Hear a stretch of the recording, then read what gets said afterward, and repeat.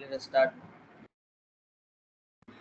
So, Himanshu and all of you, how many types of programming language we have learned? Types means programming language is one, Python. In that, how many different type of writing the program we have learned? Right now, one of them is this object oriented we are going to learn. Other two which we already completed, that are procedural and functional. Procedural means normal, your if, else, while loop, for loop, that we are writing. Okay, so let's give a small recall.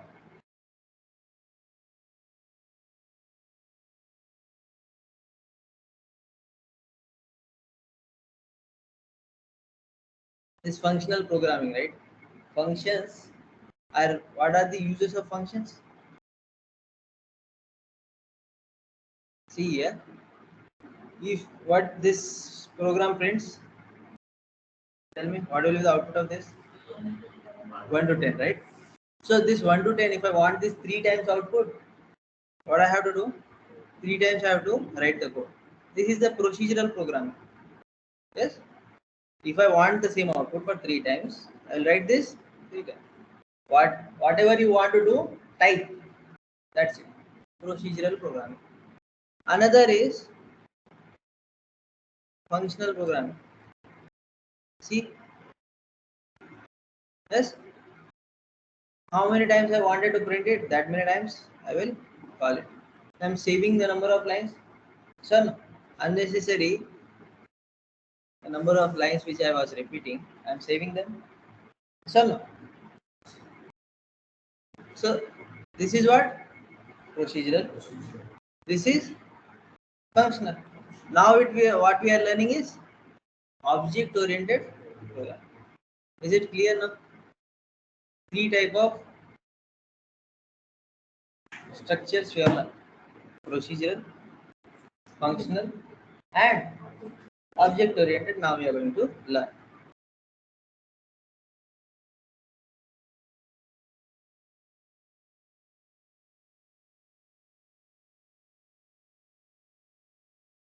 Now see the structure. Okay. So this is what a structured programming looks like. Anyone can do any change into this and they can take it away. So, and this is also having same work what this is doing. So no, taking from one place to another, taking one place to another. Getting it? Both are useful, but there are concerns. We will not take this kind of structure, incomplete structure, to any marriage function. Son, can we take this to office? Okay, we need to maintain some standards. Okay, so for doing some standard thing, we can go for object oriented programming. Okay. Whatever programming we are doing here, we can do it same here also. But here we are just following some ethics kind of rules we are following. Okay, getting it? So please read this too. Hmm. Who will read? Karthik, read. Structured programming. Programs are divided into small programs or function. Object-oriented programming. Programs are divided into objects or entities. Structured programming, it gives more importance of codes. Object-oriented programming, it gives more importance to data.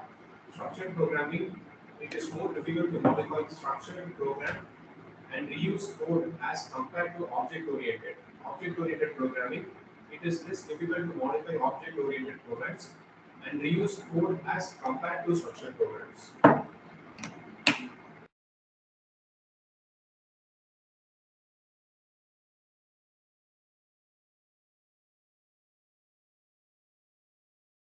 Hmm.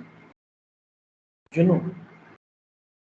In Python, object-oriented programming is a programming paradigm that uses objects and classes in programming. It aims to implement real-world entities like inheritance, polymorphism, encapsulation, etc. in the programming. The main concept of this is to bind the data and functions that are that work on that together as a single unit, so that no other part of the code can access this data. Himanshu, read it once again. In Python, object-oriented programming is a programming paradigm that uses objects and classes in programming. It aims to implement real-world entries like inheritance, polymorphism, uh, encapsulation, etc. in the programming. The main concept of uh, which is to bind the data and functions that work on that together as a single unit so that no other part of the code can access this data. One thing I just want to add, whenever you will go to an interview, when this object oriented will be 100% asked. Theoretically, you should be strong. Getting it? Programs, while we are going to learn the structure, I will tell you what are the body parts of this. You should remember those body parts. See, for writing object oriented programming, there are multiple ways. That many ways as a fresher won't be asked, but the body parts, okay, of those will 100% be asked. So general syntax you should be able to write. That is the requirement of this. Okay. In the company also, most of in the data analytics, we don't use much this. We use it in uh, framework development, web development kind of. Okay. Here we don't use much. Getting it? But it doesn't mean that you should not know the concept.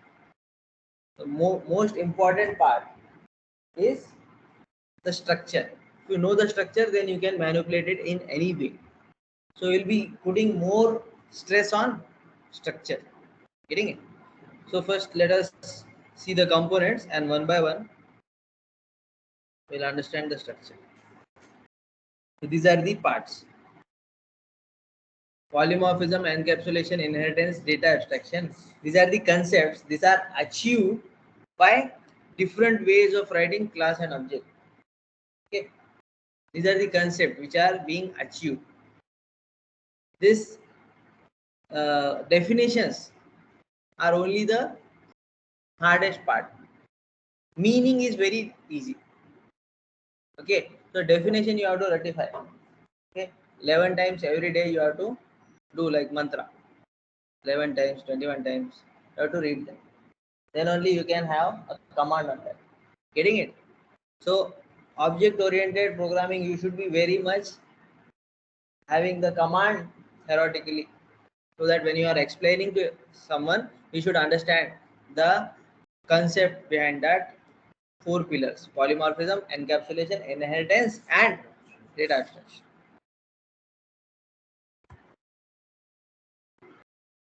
Class. A class is a collection of objects.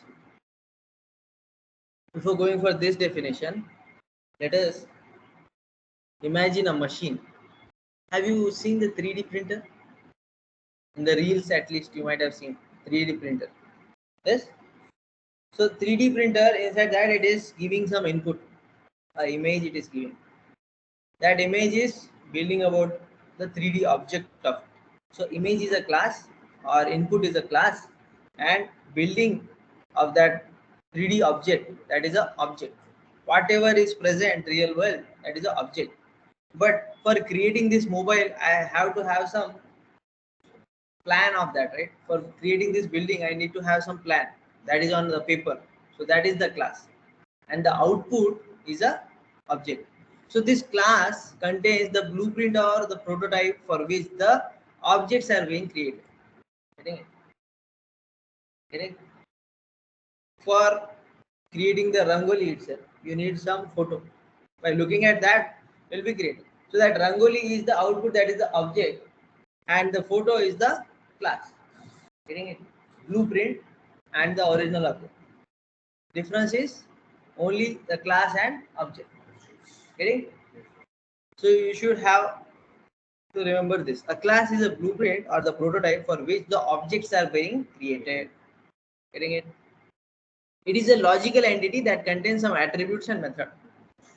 Now see, like Himanshu in the class is called by his official name. Himanshu is in class. So he'll be called by his name on the Aadhaar card. But at home, by his parent, he might be called by another name. Yes? So here also attribute means variables. Okay, till now we were not dealing with any class object. So we were calling them as variables. We were calling them as functions. Yes? But now as we are writing them inside the class, we will be calling them officially. So variables can be called as attributes and methods means functions. Whenever I will be telling object method, class method, instance method, okay, whatever I will be telling method, that means a function. You know what is a function, you know what is a variable. But when I say attribute and method, you might get confused. So that's why here it is mentioned clearly. Attribute is nothing but a variable. Okay, and method is nothing but a function. Getting it?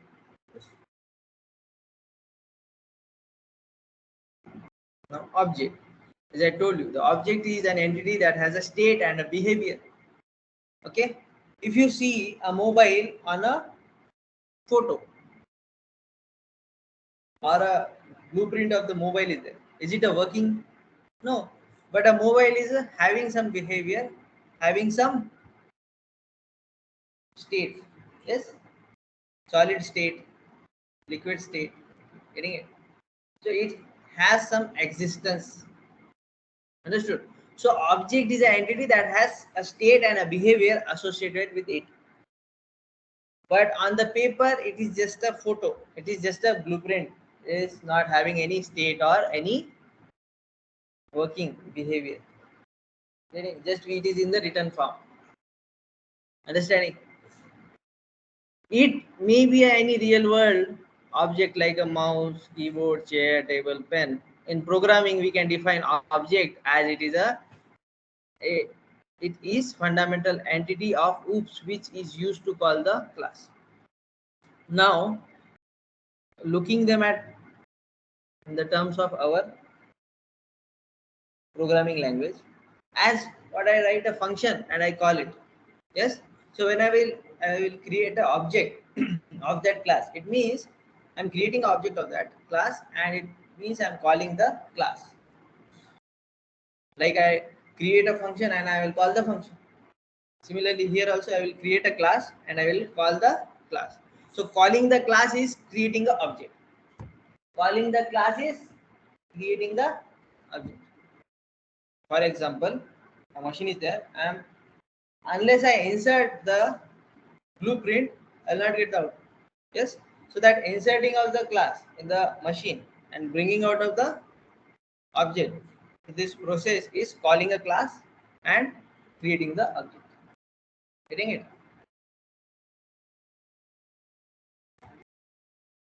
Now inheritance.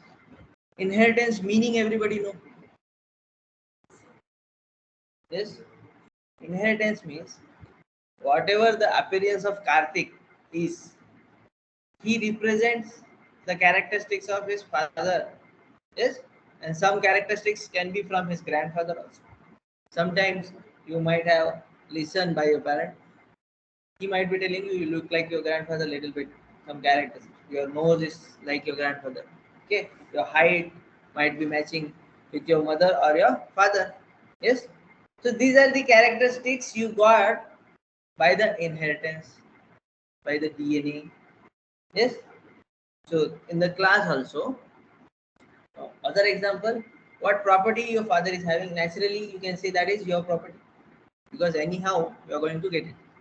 Yes, understood. So that is also inheritance. For example, your father is having a Nexon car. Okay, same model, red color. Will you buy again? Because it is there at your home and it's your car. Though your father bought it, it's your car. So you will not a same model, different car. Yes or no? You might bought a different one, Mercedes or something, according to your growth in your life. But you will not buy the next one, 100%, because it is there at the home. So in programming also, in the class, inside will be having the methods. So if my parent class is having a method, that is a function, I will not type that function again. I will access that available function. Understood? So parent class means my father having the next one. So I will not buy the next one again. Okay. Unless it two next ones are required, I will not buy it because there is available at my home. So I will not buy the same thing. I will just access that car. I will just tell you the keys. So, or will I buy a new car and drive? No, because it is there present. So similarly, in the parent class, if a method is available and if I want to access the same thing, if I want to use the same thing, I will not write a new function. I will not write a new method. I will just access it by the parent class. Okay. So if you are a child class, if you are a child, so you can access whatever things are available at your home. Yes or no? Getting it? But someone else's child cannot use the things which your parents are having. Getting it? So similarly, this concept applies. So this is what inheritance meaning is easy, right? Getting it? Only remembering the name and their application in the programming, it is little bit confusing. Okay. So in interview, I'll be asking you explain the OOPS concept with one example. You have to create your own example. Like I gave you the father parent example, you can take a car example.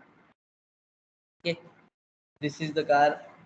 These are inheritance. This is the example of that. You can tell taking one real world entity, you can apply all these four on that and you can do that. Getting it? So remember this question, note it down somewhere.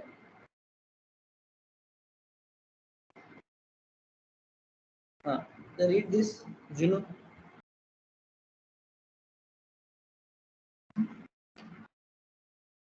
Inheritance.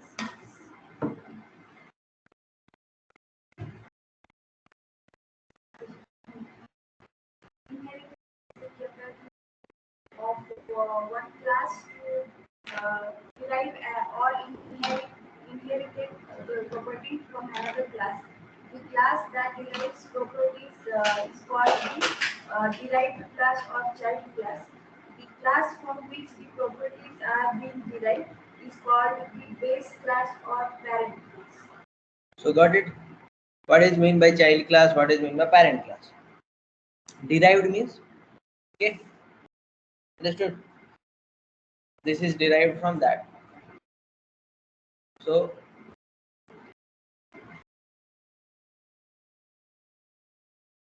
just read it once again.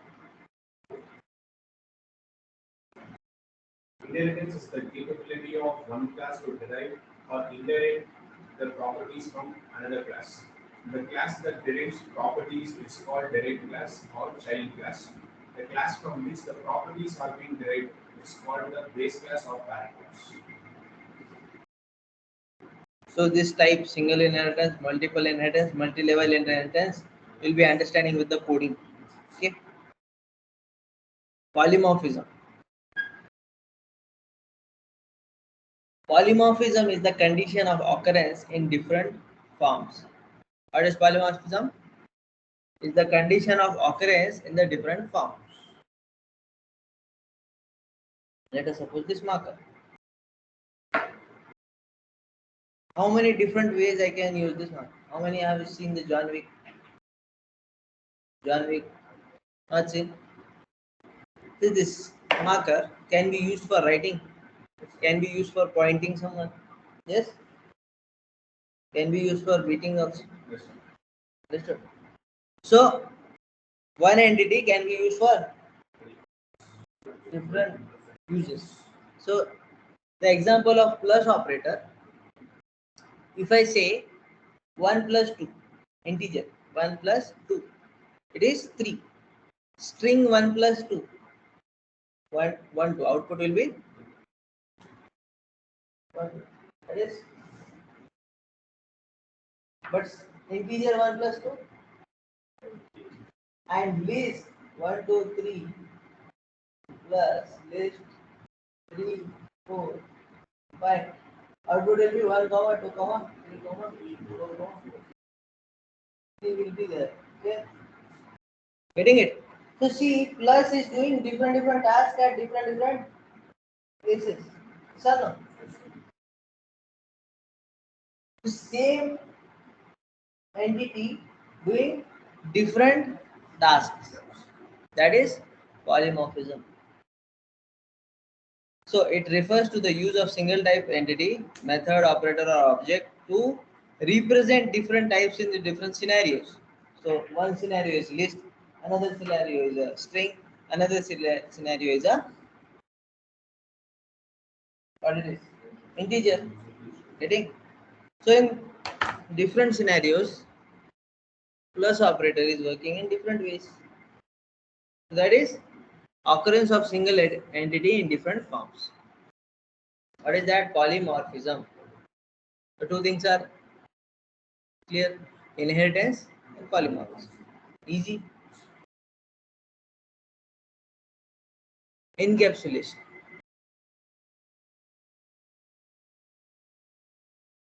Yes, you read Encapsulation is loudly. Encapsulation is one of the fundamental concepts in object-oriented programming. It describes the idea of wrapping uh, data and the methods that work on data within one unit. This put restrictions on accessing variables and methods directly and can prevent the accidental modification of data. To prevent accidental change, an object's variable can only be changed by an object's method. Those type of variables are known as private variables. Hmm. Right now, I will be explaining you the concept. Actual thing you will be understanding while seeing the class. Now see encapsulation. The antibody capsule you have seen. Yes, in that there will be small molecules. So a plastic cover.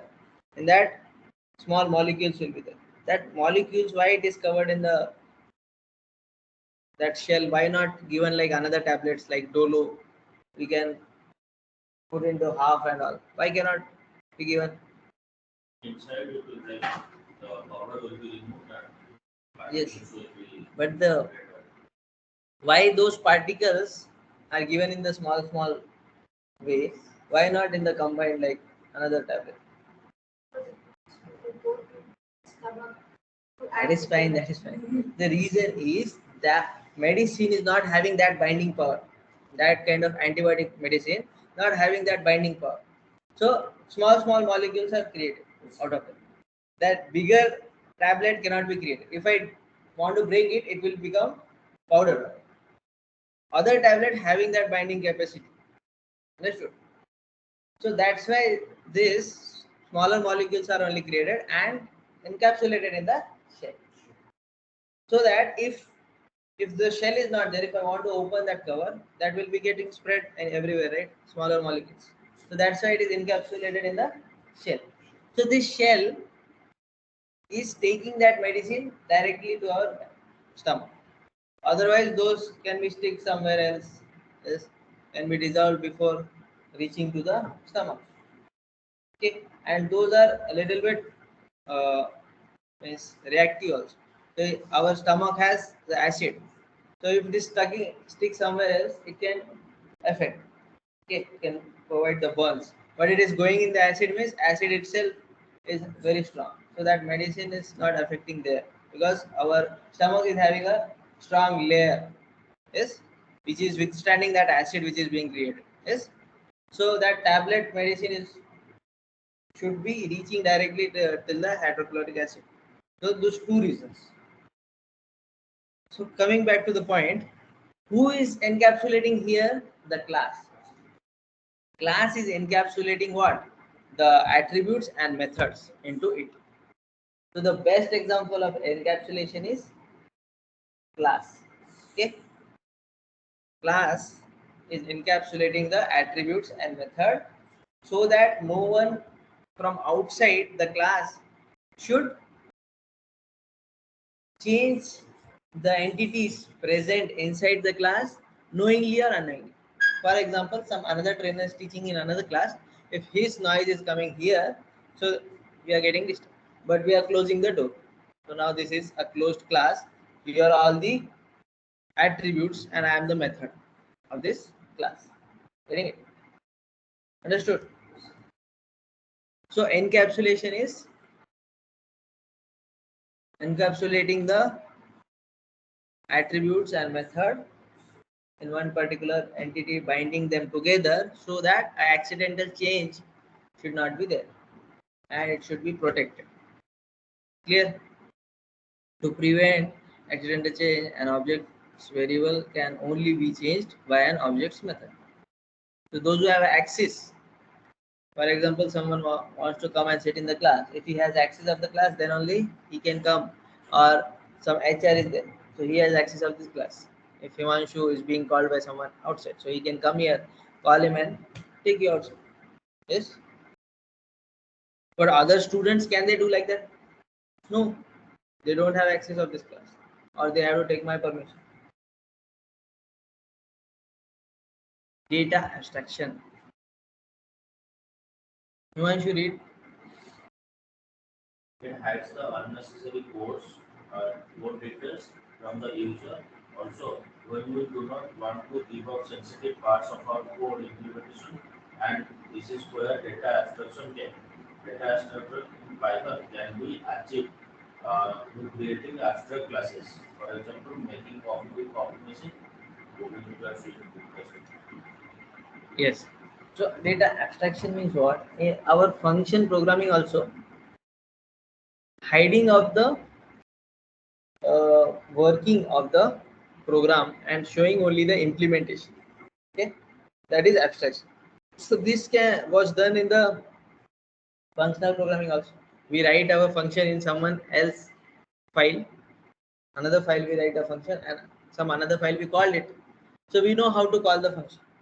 Okay, but what is there inside the code written? I am writing the code and you are calling the function. So you don't know what is written in the code. So that is data abstraction. What is there inside the code we don't know. You can just call them, you can just print it out. You can see the output, but internal working you cannot see. That is data abstraction. Now see, in the coffee machine, the box is encapsulated with the cover, like it is a tin box, right? Inside that machine is there. How that milk is getting, means being warm, okay? How that sugar is being mixed with it, how coffee is being mixed, all those things which are happening inside it, I don't know. Okay, when I insert a coin, where that coin is going and what it is pressing, okay, how it is understanding that it is 5 rupees coin or 10 rupees coin, that things I don't know. I am the user, I just insert the coin and press the button for coffee, so I am getting the coffee. Understood? So this is the data abstraction, when you only know the implementation and you don't know the working. So this can be done where? In the object oriented program. So got these four concepts. What are these four concepts? Inheritance, encapsulation, polymorphism, data abstraction. Okay. So I'll be giving you 10 minutes for reading all this. Not 10 minutes, like till 5:53, 9:53. We'll be reading from here, class. Everyone should see on the screen and read and ask me to change the slide once the slide is complete. Okay. See.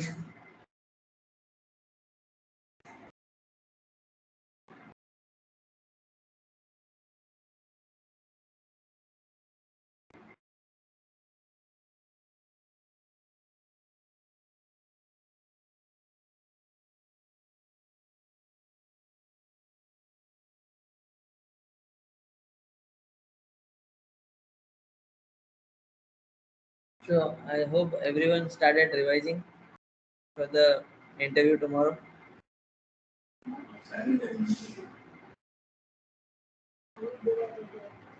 Hmm. No, they are also not ready. Sir, Last week he said, but this Nothing is ready.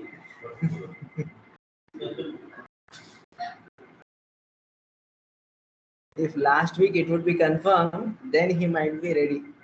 But as it was not, I told you, right? You're taking more time is you'll be at the same state. If I told you yes, last next week will be there, so you might have some prepared. Yes, so this is the the bitter tension truth. did not get The tension until you get the tension will not work.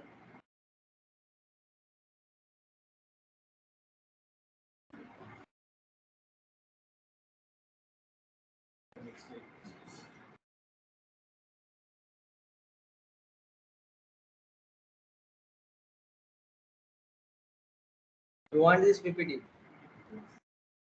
That would be better.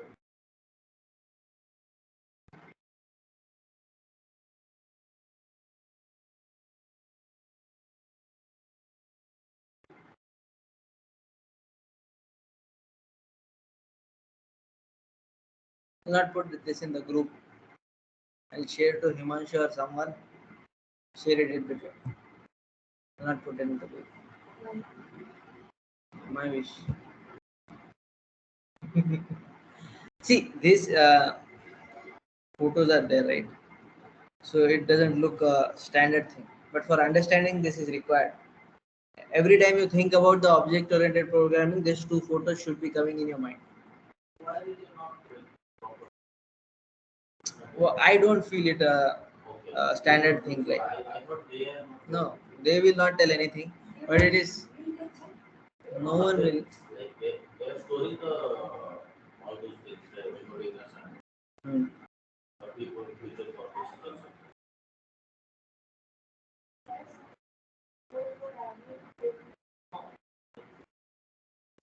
He is going to quit. They have to make some or something like that. For backup basis, they also do those things. there They are are some running classes business, which right? are All thing is being recorded. I don't mind. But I mind you're talking about the institute, guy. but we can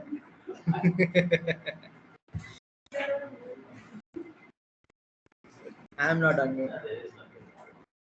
Nothing wrong, but still, go ahead. Read. Hello. Cool.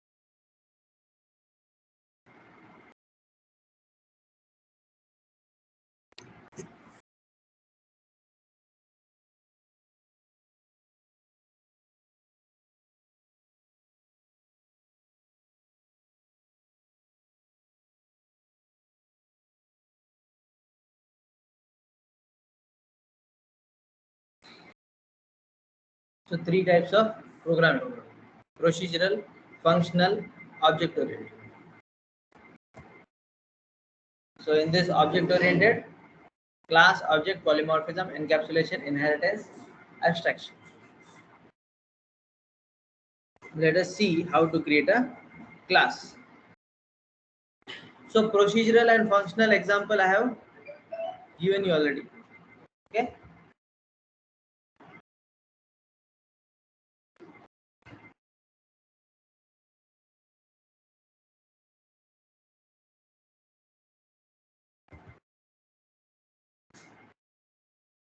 Now everyone has to type after I complete this.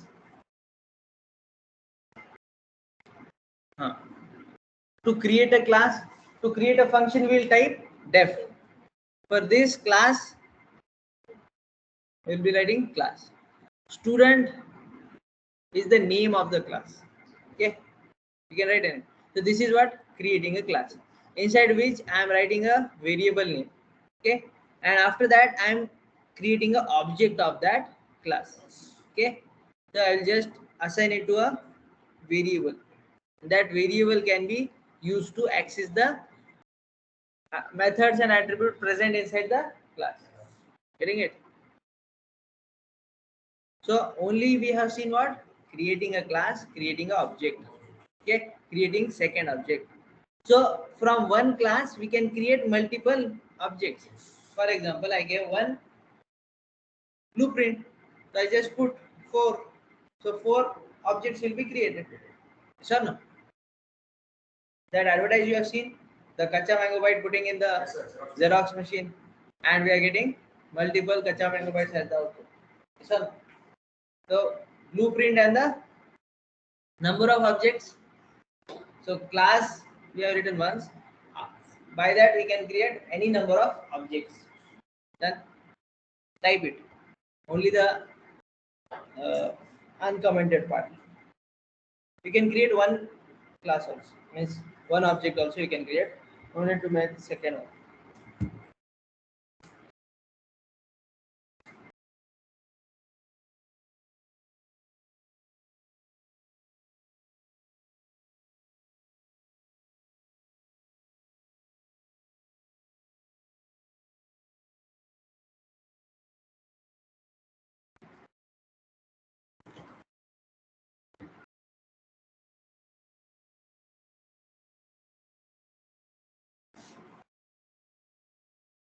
We are learning step by step. Okay, one big program we are not telling this is that all these components we are not learning in that. We are creating smaller codes, and eventually at the end we will be going to a bigger program having more number of lines.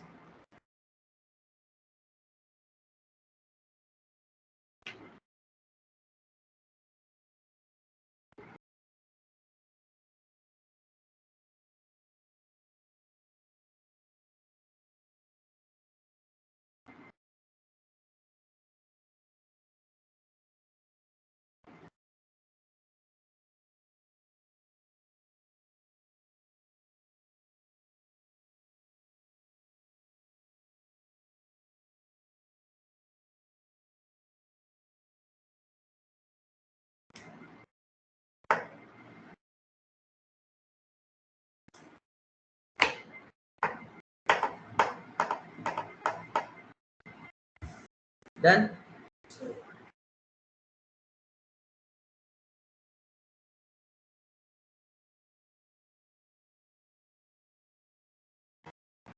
Now one more example we are seeing. Same example with means different name. Okay. Here a class name is what? Car. What we are doing? Creating a class. This line is we are creating a class. These are the attributes. Okay. For now, if you just know attribute, that is enough. Class attributes, object attributes, will be understanding that. Okay.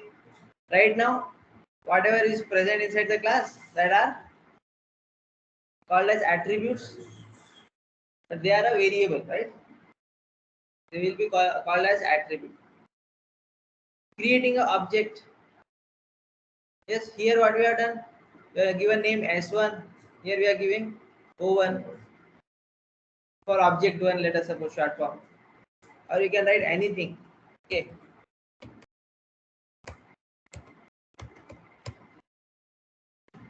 understood? Himanshu equal to car. Just creating a object and using that object accessing the elements present inside the class. O1 dot brand, O1 dot color. Shall be able to print.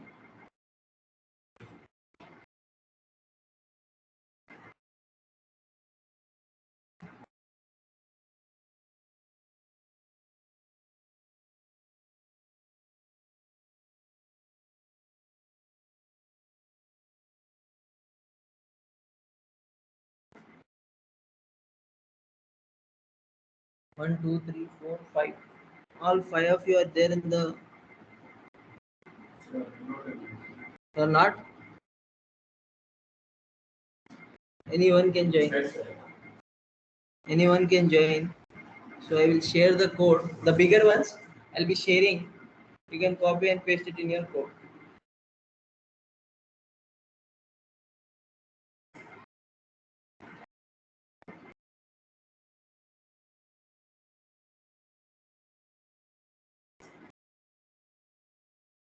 So on the interview day, you have to be with your homeworks, okay? At homework part 1 or 2. So that will be containing minimum 2 marks. Okay, homework is done, so 2 marks. Not done, so 0. Not share that homework in between yourself. Okay. Homework files, questions which I shared, right? So answers file you have to show on the interview day. Don't share the files in between yourself. Okay, I have the hack to identify, and that hack you will come to know on your interview day. To share it between yourself, I can understand.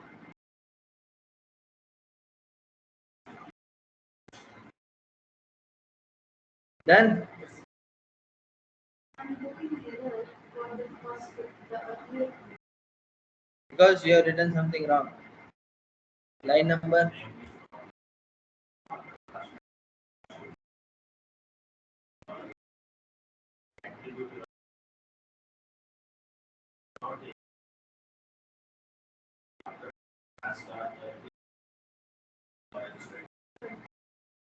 There your two incidents name. Name should be like would be okay. After that, you enter. Yeah.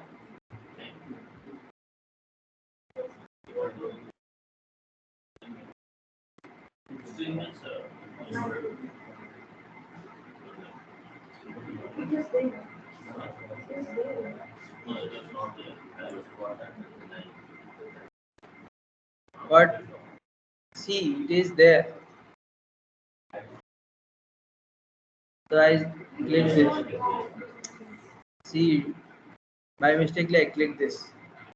So that got hidden. Understood?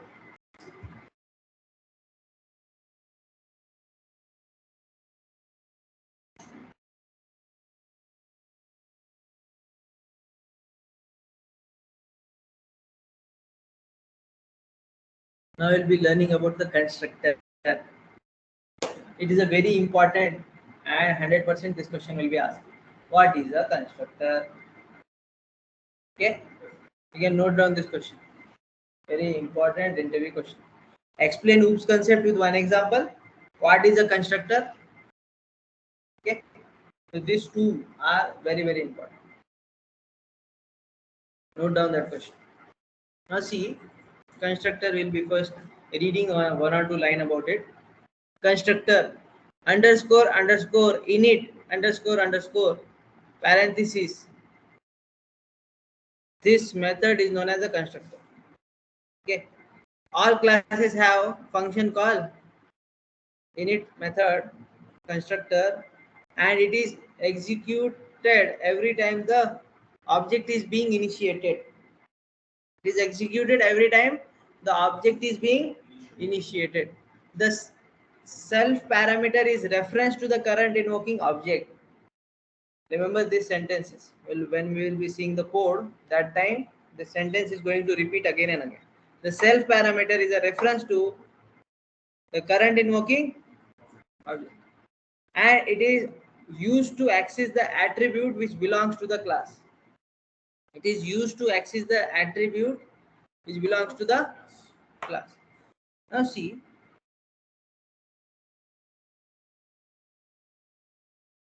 what I am creating? Object I am creating. As soon as I create the object, the constructor executes. Constructor executes. I create the object and if I say run, so this line is running. So this line will automatically get run. This line, from this, it will start automatically getting running. So this is every time a object is being created or object is being called, the constructor will get executed. The constructor will get executed. Why this is happening?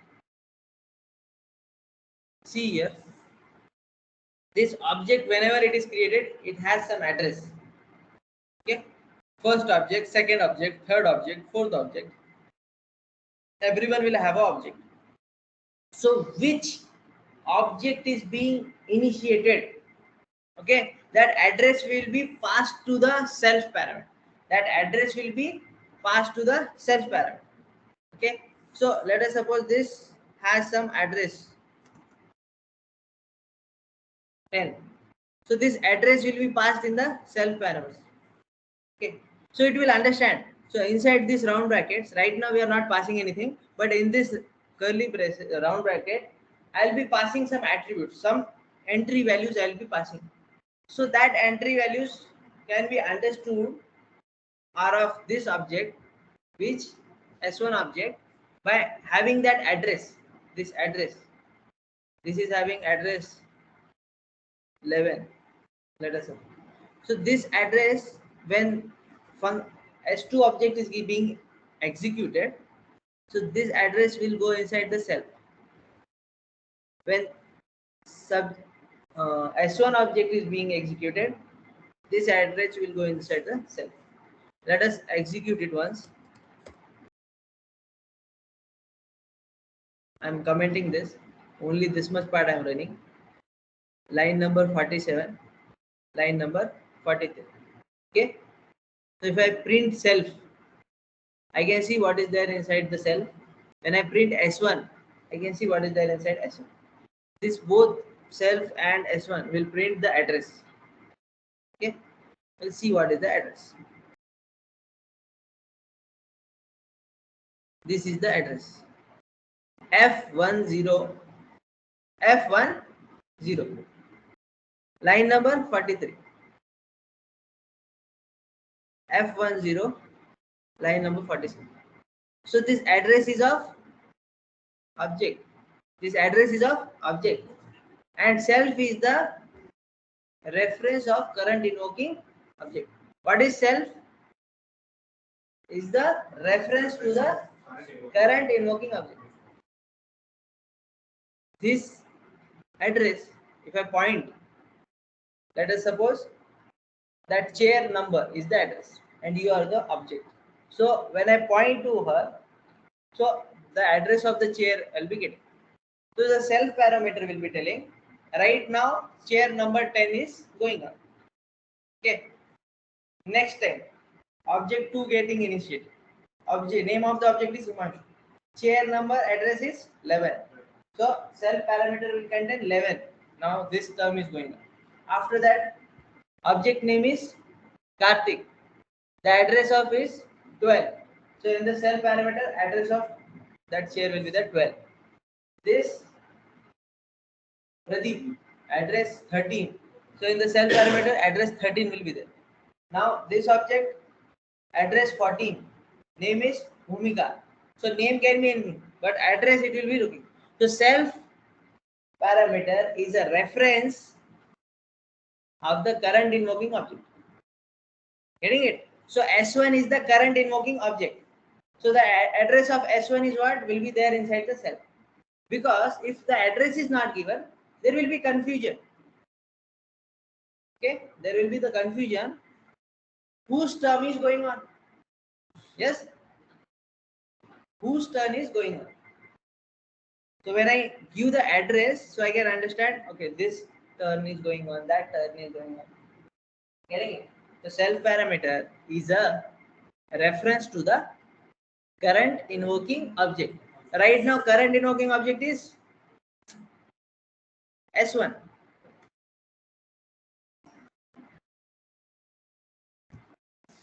Current invoking object is S1. So the address inside the self parameter is S1. Getting it? Now, I will comment this. First will be this, second will be this. So when I run, let me give print statement here.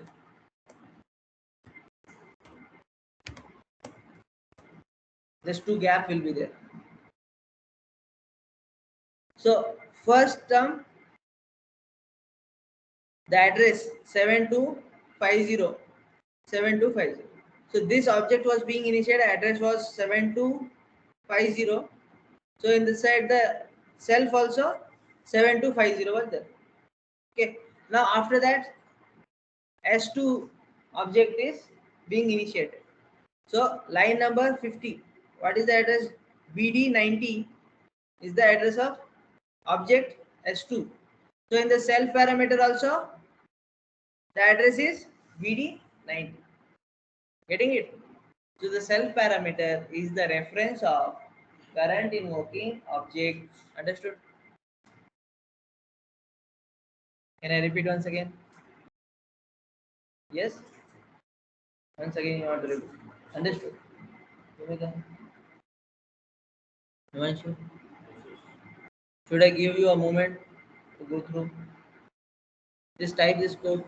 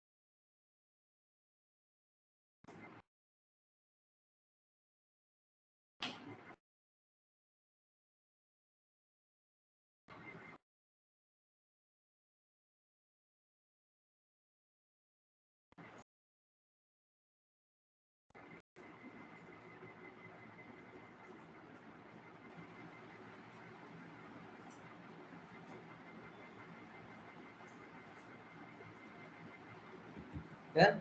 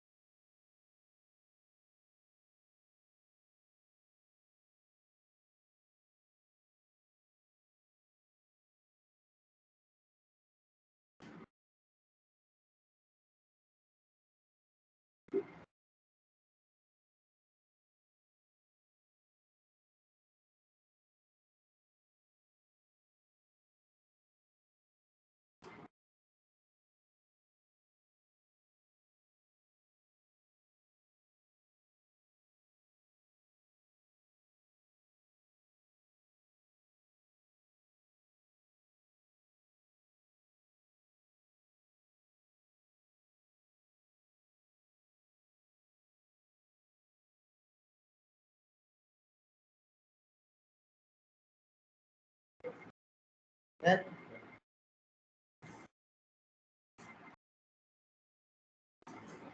understood what is the self parameter?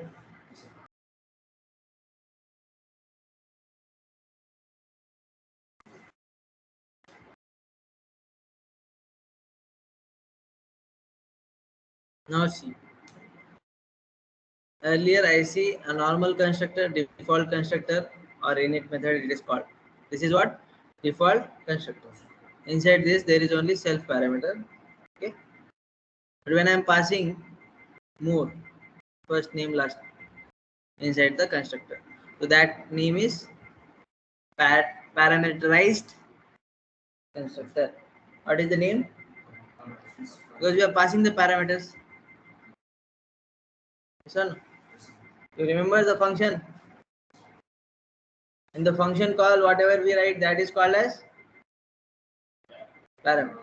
And the function call, argument. In the function definition, I said function call earlier. In the function, see, this is what function definition, right? So here, what we are calling them? Parameter. In the function call, argument. So types of argument, we are talking about the function call, right? So no. Types of positional argument and all. So that are in the function calls. You have to remember all these things.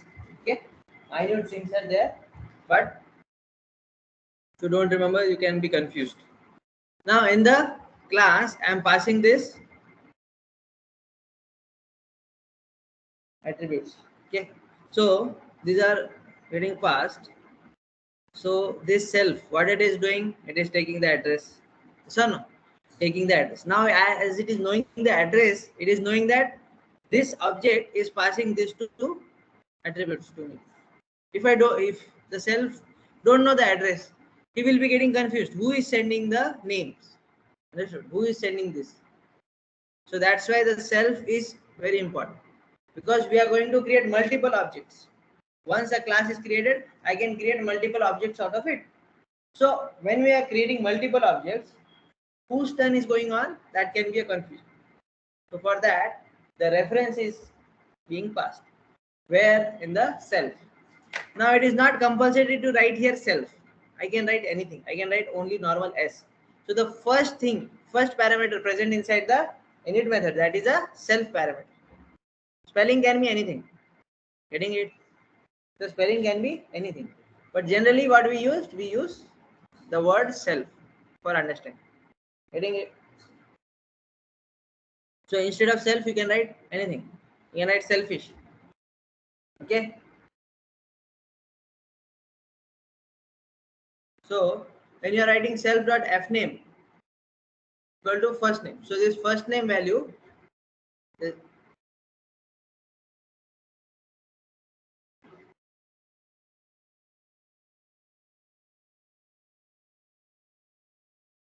this first name value is getting stored like this self.fname. Okay? This is a procedure. You have to remember. Every time I am taking some input from user, so inside the constructor, I have to store it like this. So the difference method I'm going to create, right? Different methods under this. Right now I have only constructor. Okay. Under this, different methods I'm going to write here. So when I'm writing some variable name, I have to write it like this: self.fname, self.last. I cannot write directly first name, last name. Okay. I cannot directly write that. Okay. So I have to every time I have to write like this: first name, last name. So first I am storing like this in the constructor. Then below coming methods, I will be using this. Okay, this much variable name I will be using self.lname, self dot. So this can be same thing. Okay, last name I can write here last name also full. Just for showing you a difference, I have written like this. You can write it same. If I write same, you will be getting confused for the first time learning. It is possibility. You can write self dot last name equal to last name. Okay. So whatever last name, this parameter you are getting it from the object. Okay. So it can be stored at like self dot last name equal to last. So whenever you are going to use this variable last name, you have to write self dot last name. Okay. Whatever way you are storing it, in that way only you are going to use it again and again. Right now we were focused on a parameter constructor. What we call to this? Parameterized constructor. Without any parameter, that is a default constructor. Understanding? These terms will be asked most of the time. How to create a class, how to create an object, what is a parameterized constructor, what is a constructor, what is a default constructor. Getting it? So these things might be asked. The difference is very easy, but the words are heavy. So remembering the word is little bit hard, but the concepts are easy.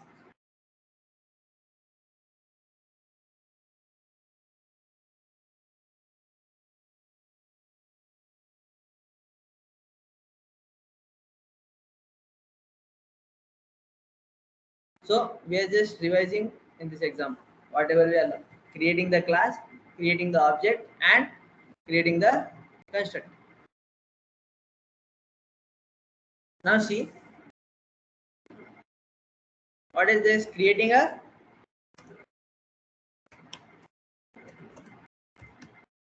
this is constructor. Which constructor? Parameterized constructor. I don't know the spelling. Parameterized constructor. So whatever I am passing here, these are also attributes. But whose attributes? Object.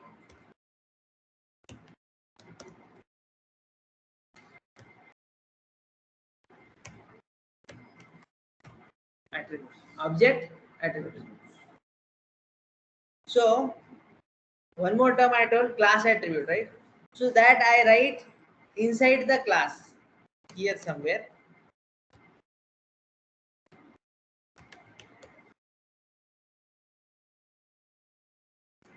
Okay.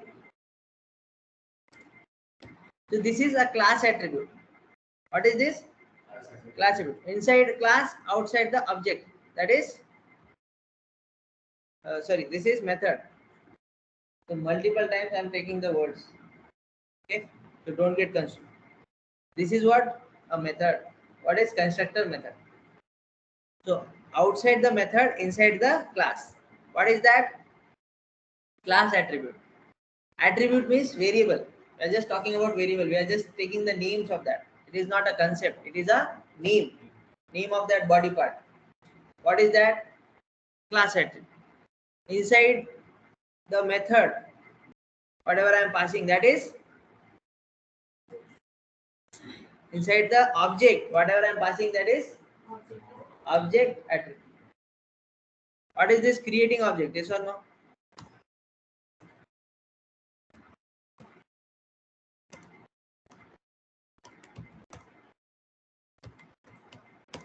Creating object.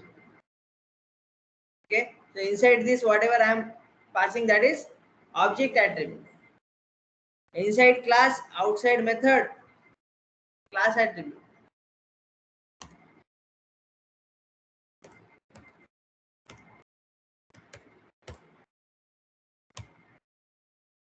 Okay.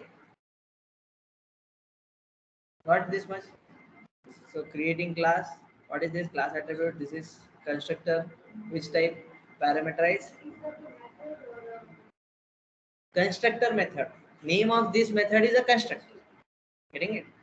Constructor method. Here I am not giving a function call. It's a method, right? So method call, function call should be there. But the concept which we all learn, as soon as the object is being created, the constructor is being executed. Yes or no? As soon as the object is being created, constructor is being executed. So there is no special function call, right? We create a function, then give a function call. So here automatically this happens. If it is a constructor, you don't need to call it. It will automatically execute. This is the rule. Understanding? Is it would be a healthy flexible Function. call. This is method name. Okay. So we are not written a separate method. This is just a constructor. One more method we are going to write. We are going step by step. Method is there. See this method we are going to type. See this is method name is hi. Now if I want to execute hi, this is how I have to call method hi. Getting it? But constructor am I calling it? Not. But method I am calling it, right? See here hi. This is like a function call. Object dot function call. Object dot, this is creating object. So object dot function call. So we will be seeing that. Okay. We are going step by step. If I show everything in one code, there will be lot of confusion. So different codes are being written. In this code, we will be focusing on whatever I have given here comments. That much parts will be focused.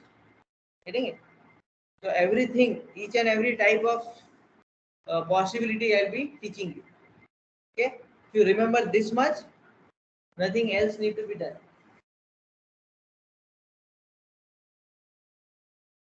Are you done this?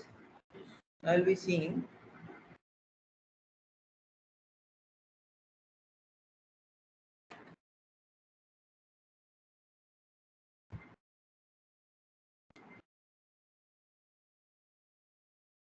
So as I told you, what is this object attribute? So these are also the things where I am storing my object attribute. Yes or no? Object, another name of object is what? Instance. So no. Object method I will say or instance method I will say. Getting it? So name, two names are there to a same thing.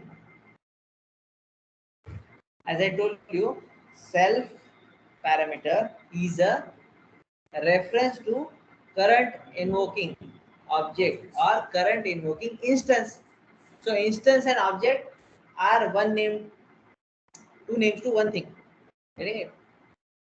Object or instance. So I can call it as instance attribute or object attribute. Okay. Now what is this? This is a constructor. What is parameterized constructor? This is class attribute. Yes or no? Inside the class, okay, outside the methods. Inside the class, yes or no? Are you focused, Himanshu? Inside the class, outside the method. This is object attribute. And whole this line is a object. Type this.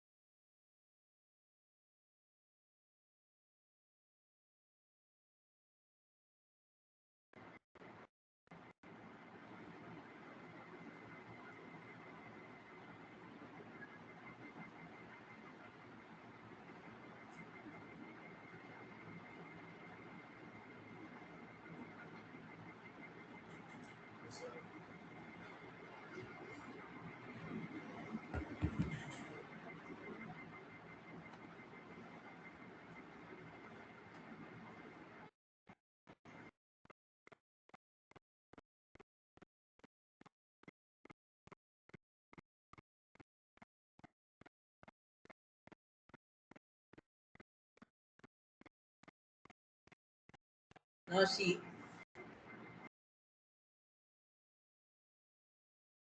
static method will be understanding now. This is a normal method. Yes, method then self will be having the parameter. Self parameter will be always there. If a method is trying to access some attribute, object attribute, so it need to have some self parameter. Otherwise, it will not understand this method is by which object. Self parameter is not there, then which object is currently invoking, it will not understand. So self parameter is compulsory. But I have a method which is not used by the object. Understood? Now see, in this method, I am using something, the object which is passing the name. I want to use that, access that. So self is required. Okay, but here I am not using anything, right? Yes or no? It is just a print statement inside it. This is a normal function. It is not taking any attribute or something from the object. Object what is passing, it is passing a string, Arunpal. So this string is not being accessed by that static method. Okay.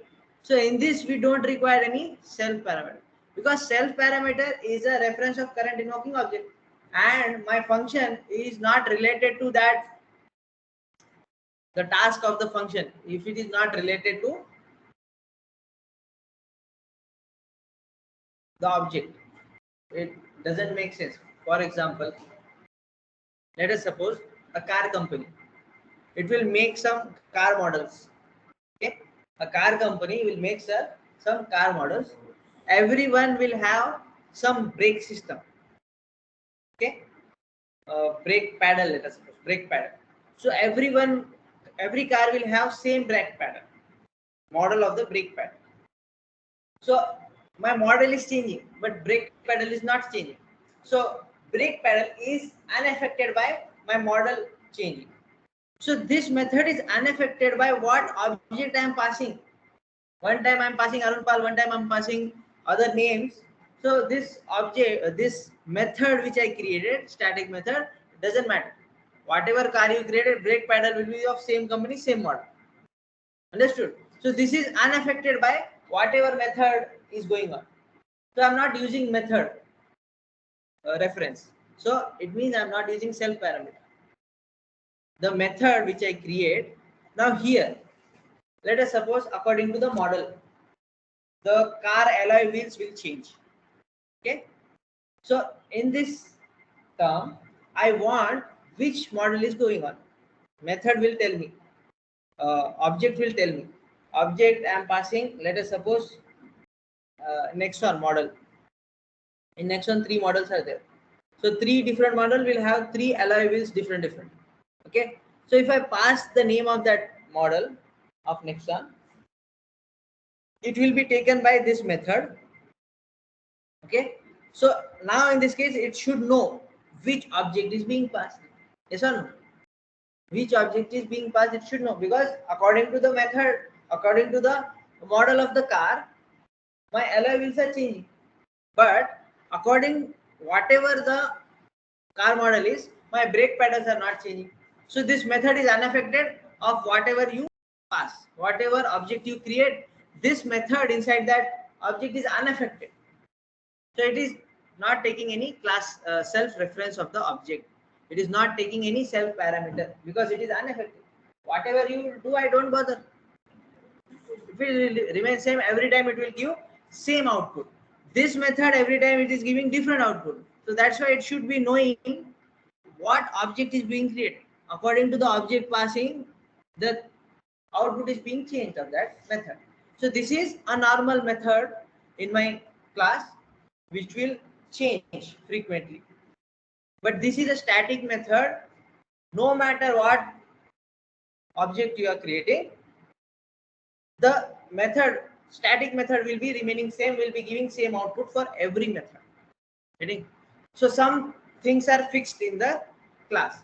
So for that fixed particular thing, I can use static method, which will give fixed output. Getting it? But this hi will print according to the name. whatever name I am passing, according to that, every time it will give different output. So different objects created different output I'm getting. So here self reference is important. So that's why it is taking self. And if you don't want, if I don't want to give self, it will give me error, because directly you cannot type. Okay, directly you cannot create a method, so you have to give this decorator. If you write this, then only it will understand this object method. This method means what? Function. This function is unaffected of whatever object I am creating.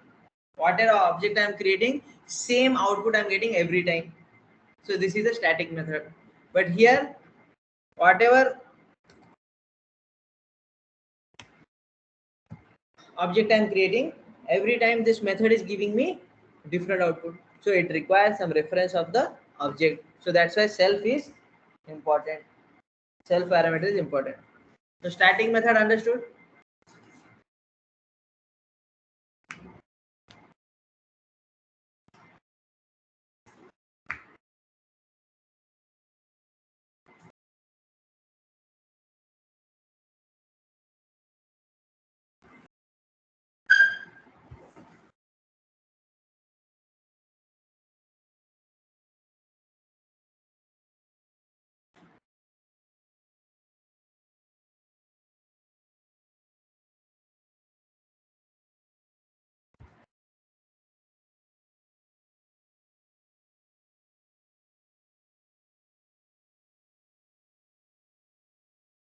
See the name what I have given for remembering. What is the name of the method? Not used by object. Because whatever thing I am passing by the object, this method is not being affected. Yes or no? So this method is not used by object. That's why method name itself I have given there, so that whenever you are revising this example, you will be understanding what is meant by static method. Getting it? Because second time when you will be revising, you will be alone. No one will be there to explain you. Getting it?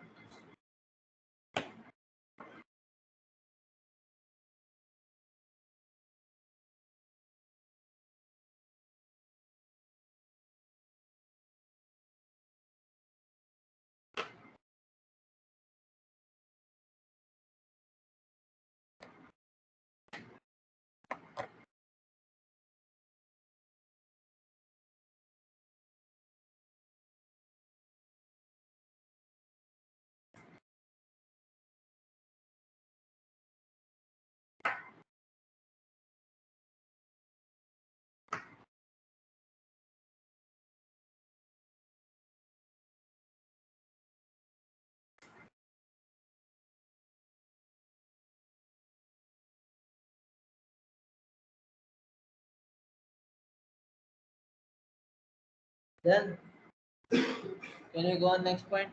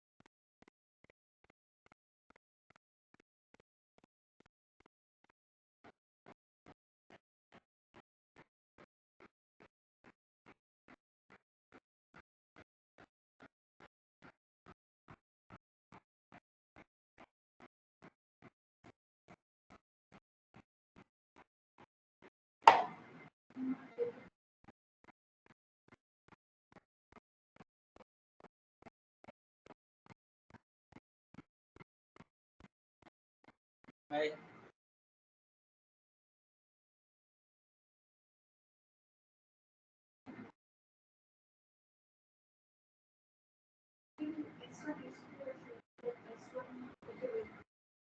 This two also you have to type.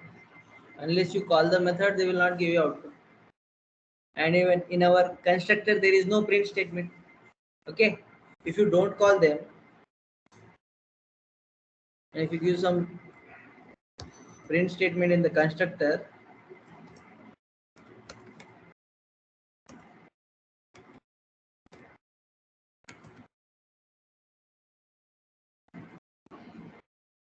so you don't need to call the constructor. So every time you create a object, the constructor is automatically execute. But for other methods, you need to call them. Yes or no?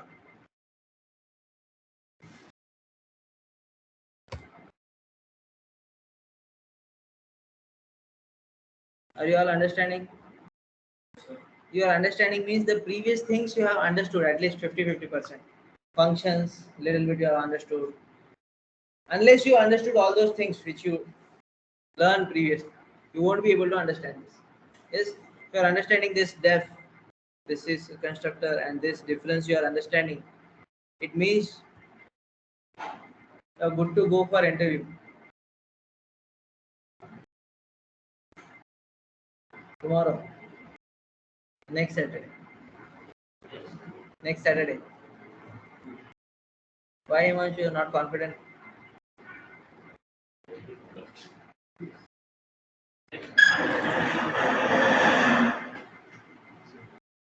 Understanding is one thing, Right now, the interview will be on the understanding only.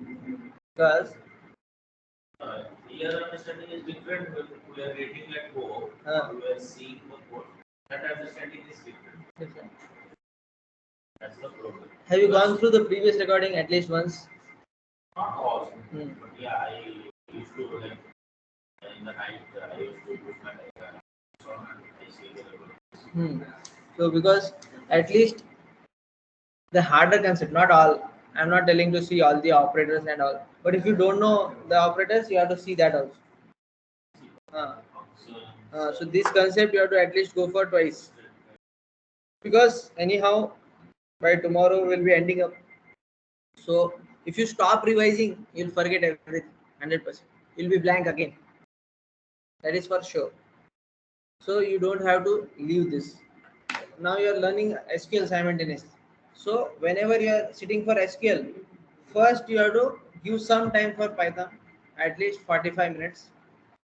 Then only it will be there. Otherwise, until the MySQL over, MySQL will be replaced by the Python now.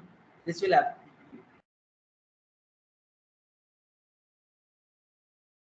Would you be to our class? Huh? So that you are in the group, right? MySQL. You saw my message. So there will be the class.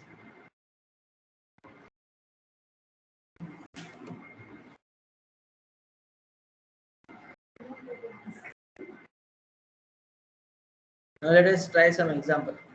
Okay, you can write this. You will understand yourself. This is just a example on whatever we have learned till now. Okay, type this. Create a class to return average marks of student.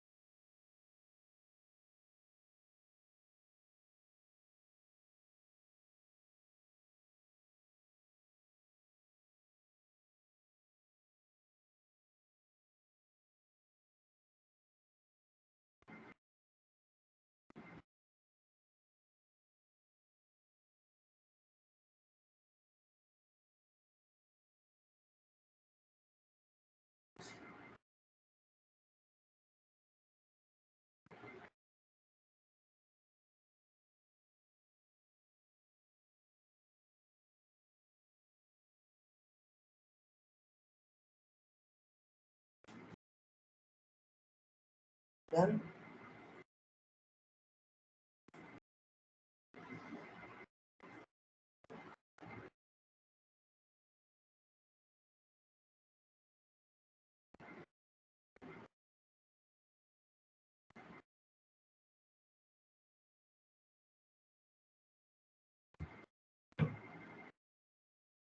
Done. Which one is going on? Line number.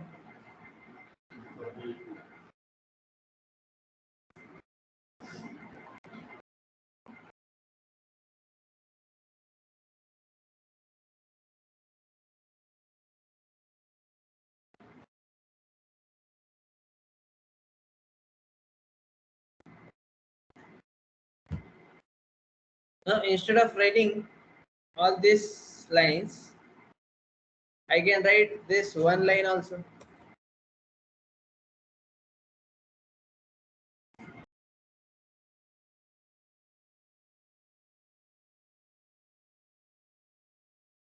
So see, this is sum of self dot marks. So this is list. I have some method, yes or no? Sum of list. Now divide by 3. So this will be total divided by 3. Or if I want to do it manually, for loop, using for loop, iterating the list. This is the just a logic.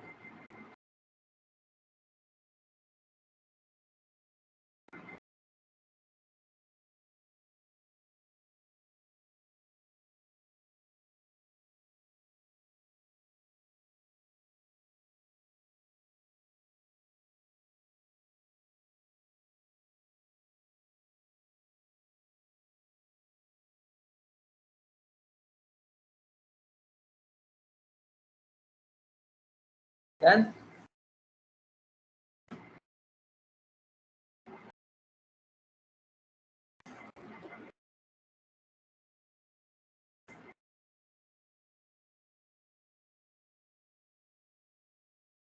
Now see abstraction.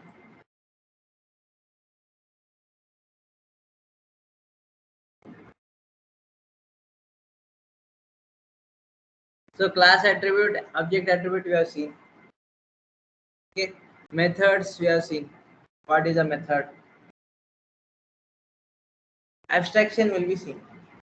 Okay. First of all, hiding the implementation detail, only showing the essential features to the user.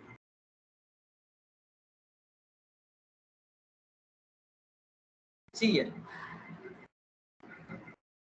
I'm writing a class car. Okay. Making a class car. Inside that I have a constructor. By default, all the values are false. If it means my car is at rest stop position. Yes. So when I say function start, when I create a method start, so I'm making this true, acceleration true, clutch true. Okay. So print car started. Print car started. Now def stop, making another method for stop. Whenever I'm stopping, I'm saying clutch false and acceleration false. Just assume this is a hypothetical example. Just by writing, it will not happen. But we are assuming that when I say make it false, it is stopping. When I say true, it is starting. Getting it? So what I'm getting printed output car stop. Yes. So when I run this code, the output I'll be getting car started, car stopped. But at the back end, these things are happening there. Okay, these things are happening. So I'm not getting that in the output. I'm just running the code. I'm just getting when I'm calling this function car start. So I'm getting car started. When I say car stop, I'm saying car stop. But these things which are implementing at the back end, that we don't know. Getting it? So that is only showing the features, essential things. Understood? So this is the example of abstraction.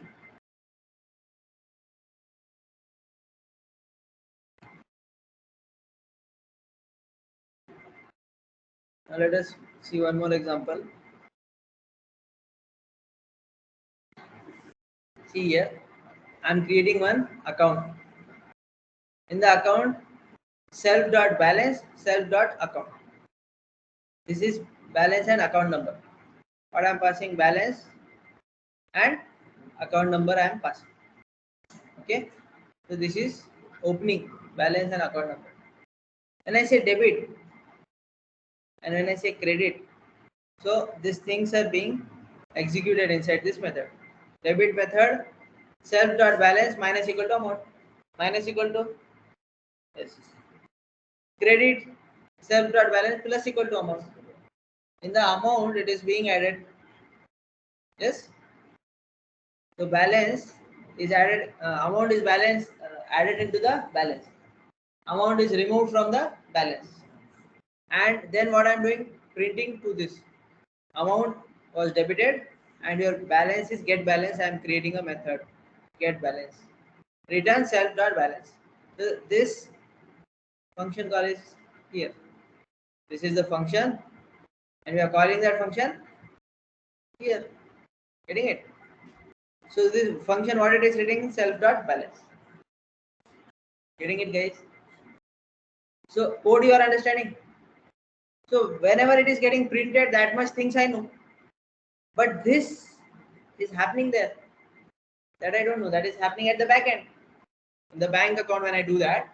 So how the balance is getting deducted and all, what methods are applied, that I don't know. Only I'll get a message, print message. Amount deducted, amount your balance is this much. Getting it? So that is abstraction. See all this. When I say debit 1000, so 10,000 was debited. Total balance is 9,000. Credit 500. 500 was credited. Total balance is 9,500. Credit 40,000. 40,000 was credited. 49,500 was balance.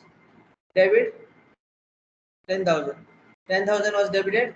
Total balance is 39,500. So this is the example of abstraction.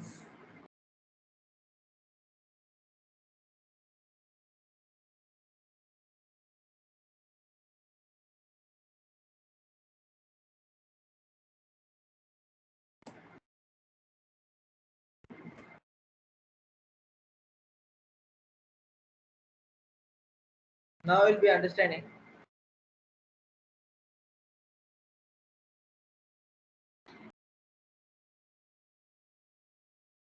encapsulation.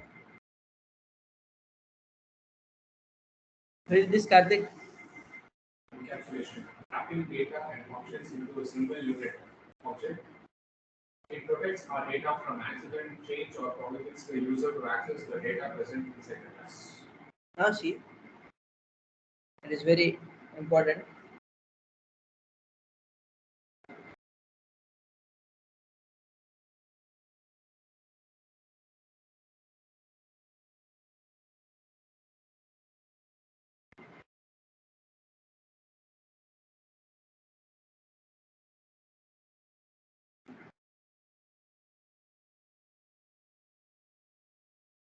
Print.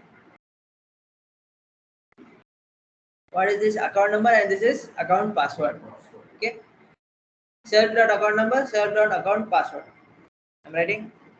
So when I'm writing a normal variable name, okay, when I'm writing a normal variable name, it is by default public. It is by default public. Everyone can access it. Okay. When I run this code, my password, this is my password. Okay. It is visible. It should not be. Yes or no? Account number, if I tell, it's okay. But password, it should not be told. So this is a public. These are all access specifier. And when I write a normal variable name without any underscore, here I am writing 2 underscore. 2 underscore means private. Okay. When I give it without any underscore, that is public. So everyone can access it. So when I am writing this, I am getting the password in the output. It should not be there. Now see.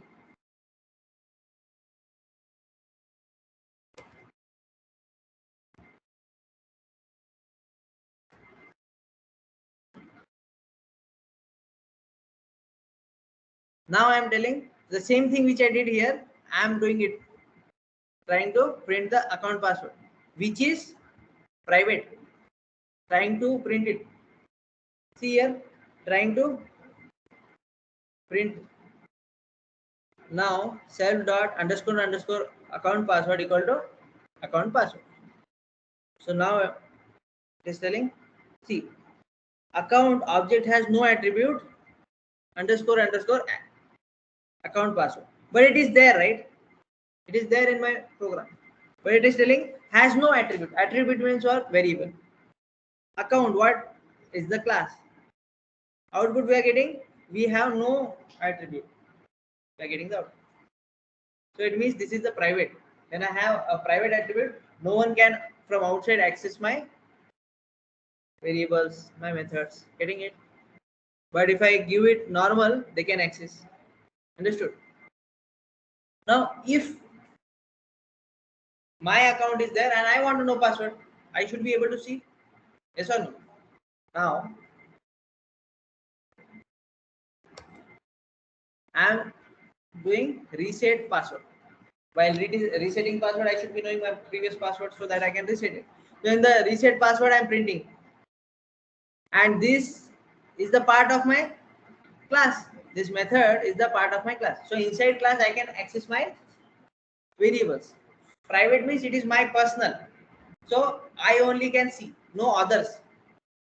From outside, if you ask me, you are asking the class, give me password. But now, but I am asking right now. Inside my class, there is method reset password. I am asking to myself, what is the password? So I'll be telling to myself. So here itself, I am trying to print my password. Now, here I am. This print was to print the password, and this is printing account dot reset password. So inside this reset password, I have my password, and this method reset password is a part of my class. It is part of the class. No one else is asking about it. From outside, we are not trying to print. Inside the class, we are trying to print it. Inside the method, we are trying to print it. So this will give password. Understood? This is giving me the password. Understanding? If I directly try to print, directly try to access this, won't be able to. But inside, I have a method to do that. So then I can print it. So this private is accessible inside the class, not outside the class. Getting it? So this print statement is inside the class. Getting it?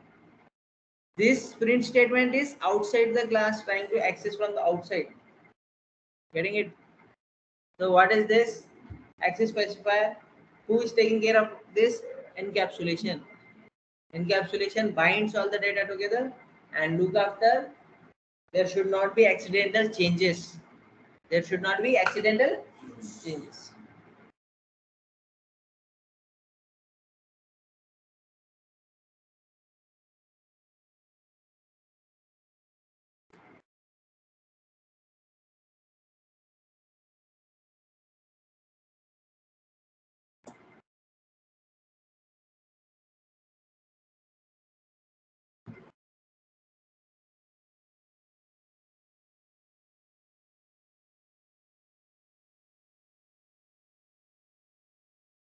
Now we'll be trying to understand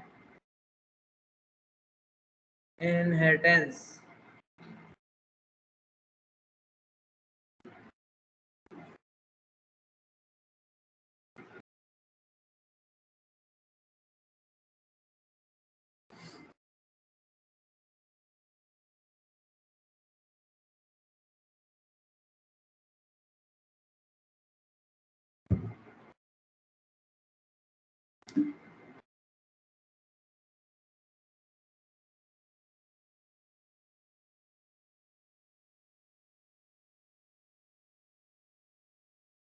Then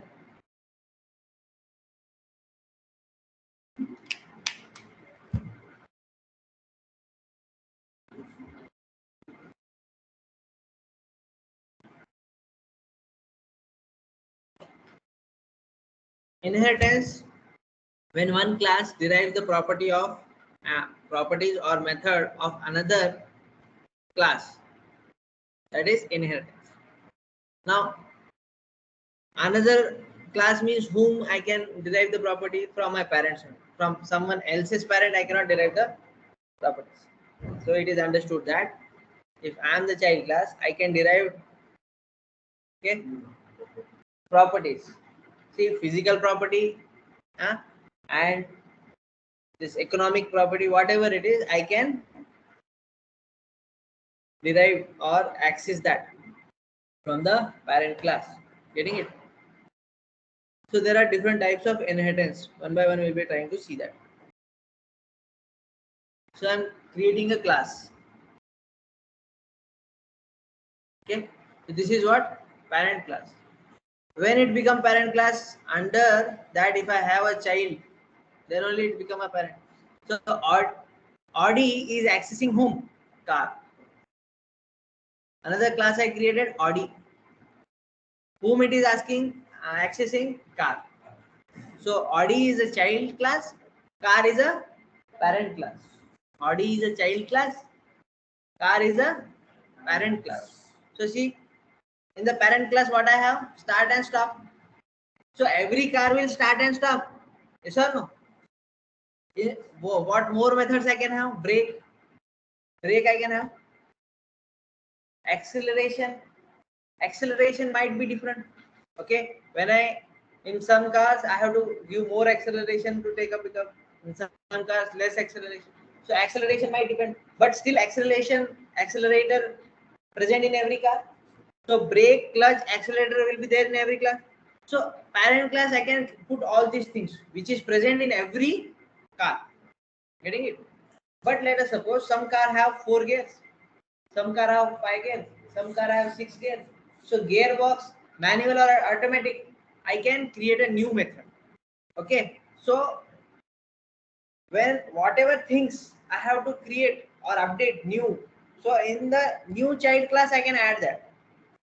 But in the parent class, I will be keeping all those things which are repeated, so that every child class can be accessing those common things. Understanding?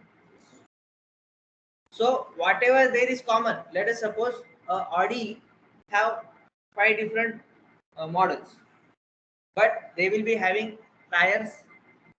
They will not manufacture tires. They will keep this tire common for every model. What changes is the engine, that is engine, yes, the model design, the metallic structure of that car, right? So all these things are changing. So they will be putting the changeable parts in the child class. They will put the child class name as Audi. Any model name, Audi S7. Okay, so Audi S7 they will be putting the name. So Audi S7, inside that they will keep the method model, like metallic structure, that is different. Every car will not have the same body, right? Body will be different. So every child class will have different body. How I look, there similar structures are there of my parent, but I have a different body, he has a different body. Sure. So whatever it is different, that is kept in the child class. Whatever it is common, that is kept in the parent class. My parents house or my house, one and the same. Sure, no? So that is there. All the properties on my parents' name. Indirectly, it is mine. Whenever I want to access, I can access it. Sure, no? So whatever it is common, it is in the parent class. New things, new methods are in the child class. So same method if I want to use, no need to write in the child class. I do not require it to mention. I can just directly access it from the parent class. Now see, here I created static method because they are unchanged. Static methods are unchanged. Whatever you create the object, static method will run same for everyone. So all the static method, unchangeable thing, I kept in the parent class. Now this name is changing every time. S500. I don't know whether it exists or not. Exists. S500 or S5 will keep. S7, S5 is there, right? S7 you told. Yes or no? Yes, sir. A7. A7. I don't have much interest in cars. I don't know. I just, whenever it is passing by, I just look at and I enjoy the view. That's it. I don't know the names. Getting it? So whatever are the common things I kept in the parent class will be not changing for every object. Whatever is changing is the name. So I kept it in the child class because this time name is different. Yes? Getting it? Any doubt? Can we go on the next? So what is this type of inheritance? Single inheritance. Why single? One child? The single inheritance. Yes or no? Parent, child, single level inheritance. Parent and child. Multi-level will be seeing now.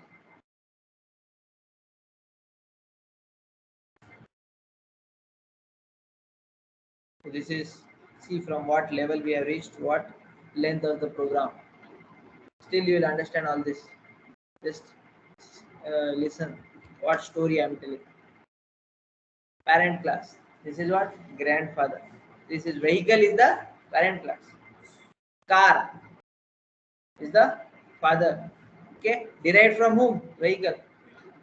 Car is derived from vehicle. Electric car is derived from car. Electric car is derived from car. Getting it? So who is grandfather? Vehicle. Vehicle can be anything, right? No, it doesn't need to be a car. Vehicle can be a bike or anything. So parent class, who is vehicle? Child of that is car. And who is child of car? Electric vehicle. So this is multi-level inheritance. Grandfather, father, child. Multi-level. Father is derived from grandfather. Child is derived from father. Getting it? So child can access both the properties. Grandfather also, father also. Father can access grandfather property. Getting it? So this is what multi-level inheritance. Any doubt? So see here we have method. What is that? Make and model. Here what is there? Display info. This is for vehicle, make and model. Inside which I have now in the car. One more attribute is there, color. So that's why I am creating this new method. Because color is also there. Color is not in the vehicle. Yes or no? If here also make and model would be there, I can directly access the method of the parent class. But here extra thing is there. So that's why I'm creating this display info. Understood? Here one more attribute have battery capacity. Here also I'm creating display info. Just because now grandfather's method display info cannot work for me. Yes or no? Parents display info also cannot work for me. And so that's why I am creating electric cars display info separately. Getting it? Any doubt? Understood? So what is this multi-level inheritance? Grandfather, this example you have to remember. Father and child. Father will have grandfather's property. Child can have both. Fathers also, grandfathers also. Any number of You can add any number. So electric car, okay, further can be divided into some any other. What will be coming up ahead? Let us suppose hydrogen car.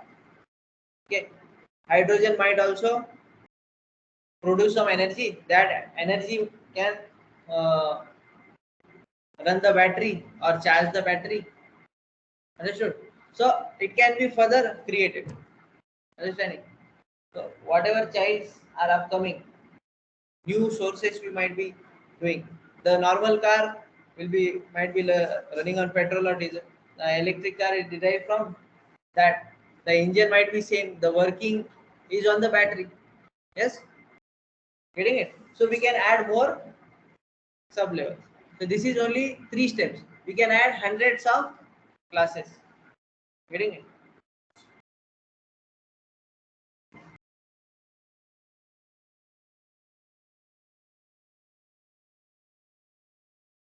Now multiple inheritance. What I am saying, multiple. In multiple, we have 2 parent class and 1 child class. Understood? So I am accessing father also and mother also. I have both the characteristics. Okay, my height matches to my father, my facial expressions, okay, all the attributes, looks goes on my mother. So getting derived from class A and B. Who? Class C. Understood? When I'm writing A comma B, that is child of A and B. So this is multiple inheritance, having both. In the multi-level, what was happening? Father is child of my grandfather, and I am child of my father. So there is a level. But here, some another class is there who doesn't access the method of my father, because both are 2 different classes. They don't have relation with each other. Okay, but accessing both the attributes, the third class is created. Getting it? Understood? In the previous example, father was having some attributes of grandfather. So that's why that example is placed there. Grandfather, father and child. But here, class A is having some another attributes, some another characteristics. Class B is having some another characteristics. Yes? Combining these 2 characteristics, class C is getting derived. Understanding? This is what multi-level inheritance. No, multiple inheritance. Multi-level is for grandfather, father and child. So levels. Now multiple means 2 different classes or 3 different classes. For this example, I have taken 2. But there can be 3 different classes creating 1 child class. Multiple parent class or Single child. Single child can be derived from multiple parents. Getting it? So it is not compulsory that only can be there. In this programming, it is allowed. There can be multiple parents and 1 child. For example, I have taken father and mother. Okay, but you cannot make it fixed. Only 2 parent classes and 1 child you cannot make it fixed in the programming. Now see C. Who is that? Child. I have created the object. Can access variable C, which is itself. Can access variable B. Can access variable A. Understanding? So this is multi-level enhancement. Can access all the attributes, all the methods. It's mine. But Just a second.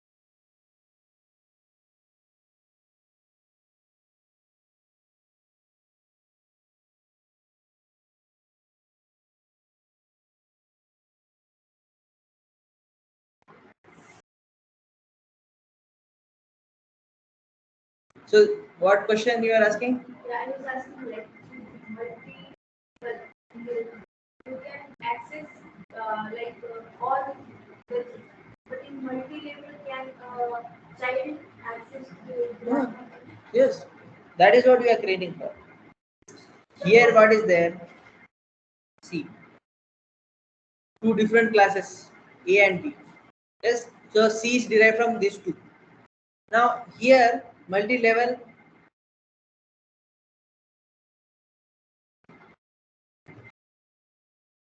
Electric car is derived from car. Yes, and car is derived from vehicle. So this electric car can access car also and vehicle also. Okay. See what property was of my grandfather, my father got it, and I can access whatever property my father is having. So indirectly I can access my grandfather also, right? So this is what. So multi-level. So whoever is the derived class can go anywhere in the parent class. Getting it? Any? So this is inheritance.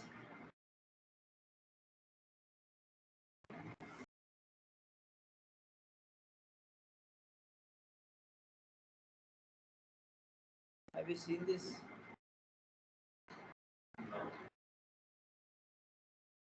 In this, what we are doing, super method we are seeing. Super. Okay. So let us see this step by step. Car.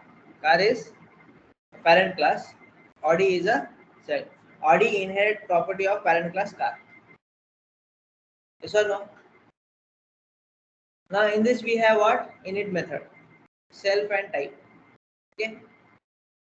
Here also I have a init method. What is there? Init method for name. Okay. Self dot name equal to this. But here I am not giving init method for type. I can write here type. Yes, I can write here type, but I already have it, right? So instead of typing self dot type, I can just write super dot init type. Means you can access the method of my parent. So super method is used to access directly from this point, jump to that parent class method and access it. See, super method is used to access method of parent class. Super method is used to access methods of parent class. See, till now I was accessing that, but by after creating method while doing function call, so child class can do function call of any parent class, but inside the class itself, if you want to use any other attribute which is present itself while writing the coding itself. So if I want the execution, want to jump from this super, with the help of super, I can jump directly back again to the parent. From there again back to this same line, then going down. Step by step, I am coming down in the program. Okay, step by step, I am executing all this, coming down, and suddenly I got super. Super dot start means going to the start method. From here, I am direct jumping to this. So this line will be class started. Line number. So above I have done some changes, right? Adding some lines. So that's why this line number is not matching. Let us remove and make it 10. Okay. So from this, what happened?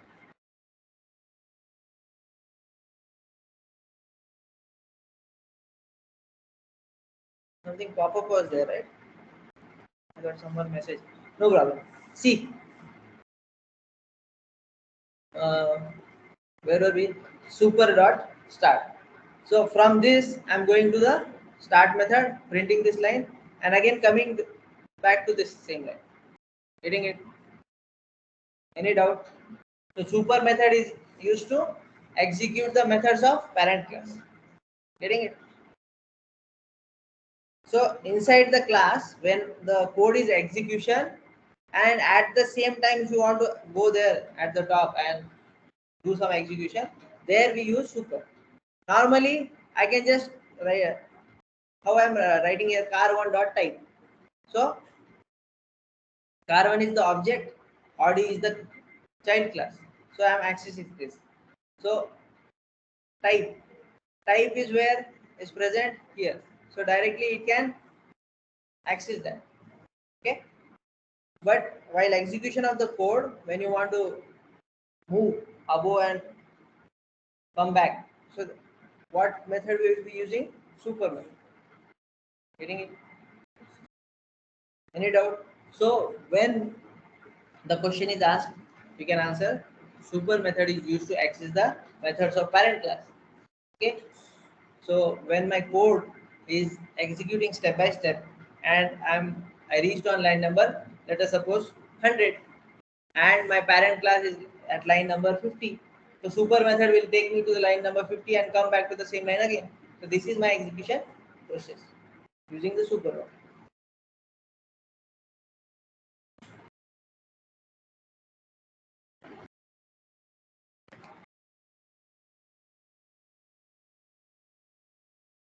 So we are at here. So remaining little part is there. Okay, only this much part is remaining. Like we are at 300th line. So 200 more lines are there. That can we see tomorrow? Okay, tomorrow in first half or 45 minutes we'll be completing this, and remaining some time will be, if you have some doubts you can ask, groups and all functions you can ask, we'll be discussing that. Getting? So tomorrow we'll be concluding our syllabus. Getting everybody? So try to be present offline. Okay. See you all for today. Can we come online?